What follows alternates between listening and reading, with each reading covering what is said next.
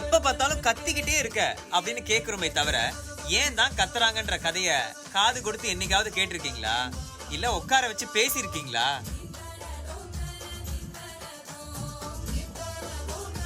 இத கேளுங்களேன்.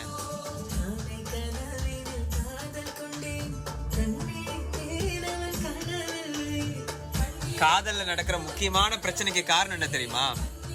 காது கொடுத்து கேட்காததுதான்.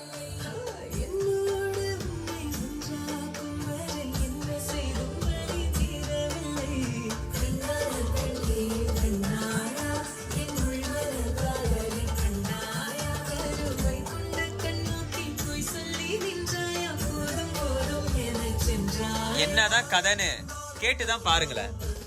ரிலேஷன்ஷிப்ல ஒருத்தர் நெருப்பா இருந்தா ஒருத்தர் அதை அணைக்கிறதுக்கு பனியா மாறிதாங்க ஆகணும்.